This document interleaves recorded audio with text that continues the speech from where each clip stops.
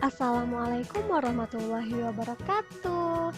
Halo Ananda-ananda semuanya.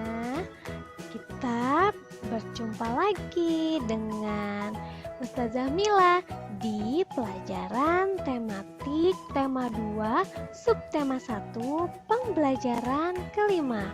Apa kabar semuanya?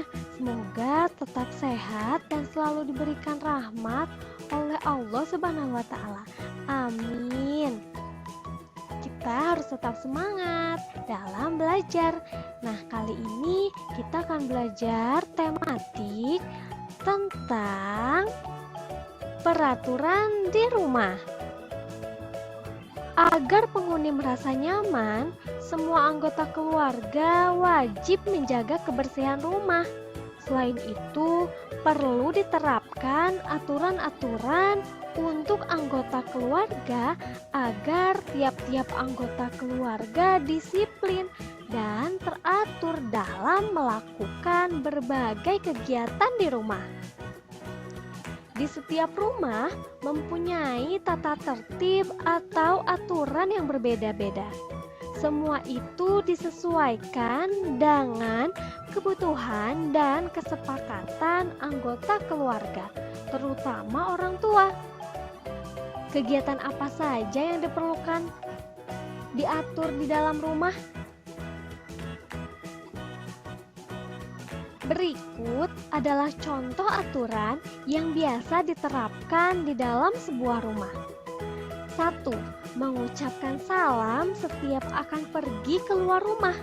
2. Mengucap salam setiap pulang dari bepergian. 3. Selalu memberitahu atau meminta izin jika ingin pergi keluar rumah. 4. Menjaga kebersihan di sekitar rumah. 5. Membuang sampah pada tempatnya. 6. Merapikan kembali sepatu yang telah digunakan saat pulang sekolah. Yuk kita berlatih. Kali ini kita akan mengelompokkan hal-hal yang boleh dilakukan dan yang tidak boleh dilakukan. Berdasarkan teks yang tadi kita baca, maka kita bisa mengelompokkan hal-hal tersebut dengan menggunakan tabel seperti ini. Apa saja sih hal yang boleh dilakukan dan hal yang tidak boleh dilakukan?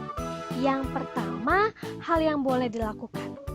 Nomor 1 adalah mengucapkan salam setiap akan pergi keluar rumah. Yang kedua, mengucapkan salam ketika pulang dari bepergian. Ketiga, meminta izin jika ingin keluar rumah. Keempat, menjaga kebersihan. Kelima, membuang sampah pada tempatnya. Dan yang keenam, merapikan sepatu pada tempatnya.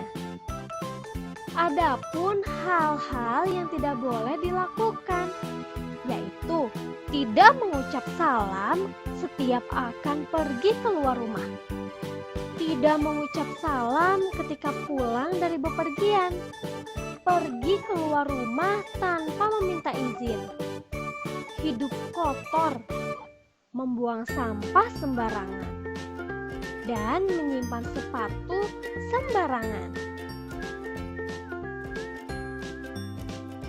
Setelah kita berlatih dari teks tadi, kita akan mengamati apa sih?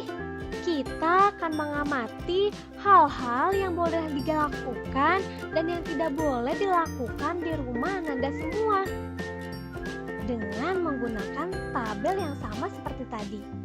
Ayo, Ananda semua, coba kelompokkan hal-hal yang boleh dilakukan dan hal-hal yang tidak boleh dilakukan di rumah Ananda semuanya.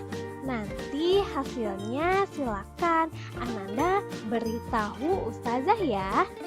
Nanti akan Ustazah lihat apa saja sih kira-kira hal yang boleh dilakukan dan hal yang tidak boleh dilakukan saat ada di rumah Ananda semuanya. Selamat mengamati, selamat mencoba, selamat mengerjakan, dan semangat! Selanjutnya, kita akan mengamati permainan ular naga. Ular naga adalah permainan tradisional yang sangat menyenangkan. Permainan ini dimainkan dengan saling bernyanyi dan tertawa. Permainan ini sangat mudah karena tidak membutuhkan alat apapun. Sebelum bermain, carilah lapangan atau halaman rumah yang sedikit luas untuk tempat bermain. Permainan ini dapat dilakukan oleh 6 sampai 11 orang.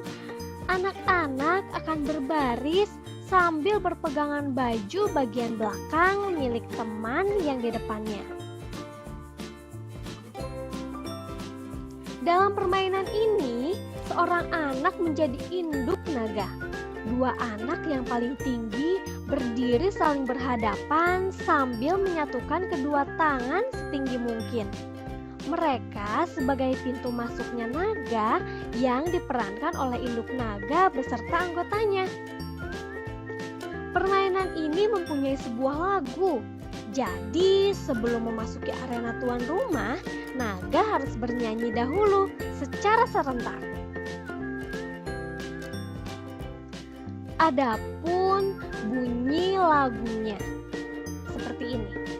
Ular naga panjangnya bukan kepalang, berjalar-jalar selalu kian kemari. Umpan yang lezat itulah yang dicari.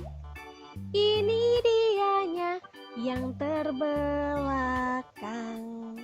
Ustazah punya contoh lagu dari lagu ular naga ini. Silakan Ananda mendengarkan dan kalau bisa Ananda menghafal lagu ini. Pasti hafal dong karena ini lagunya mudah sekali diingat. Selamat mendengarkan.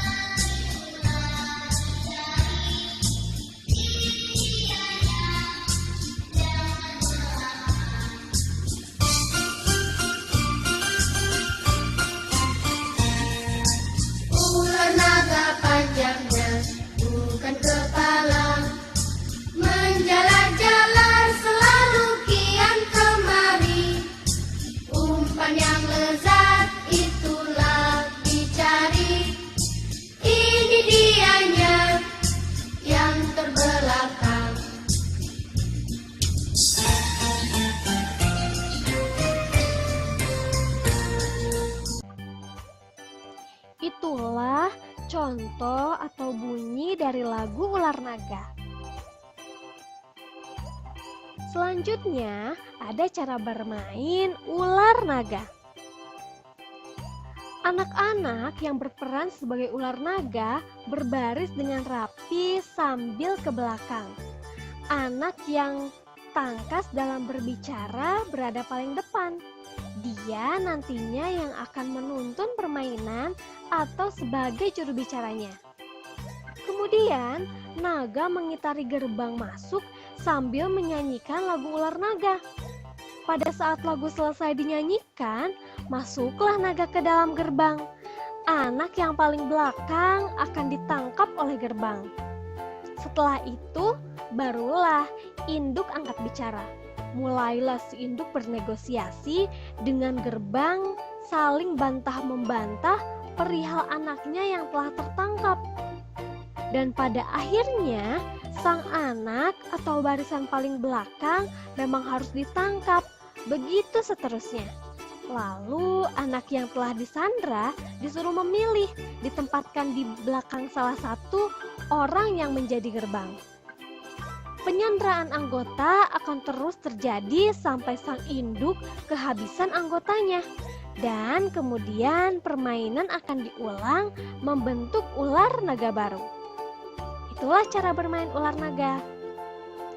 Nah, di sini Ustazah punya video cara bermain ular naga atau contoh bermain ular naga. Silahkan disimak.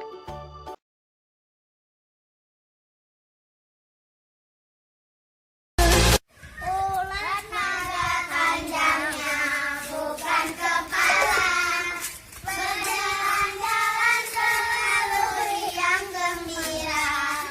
Umpan yang berat itulah yang dicari. Ini dialah yang terbelakang, kosong isi, kosong isi, kosong isi.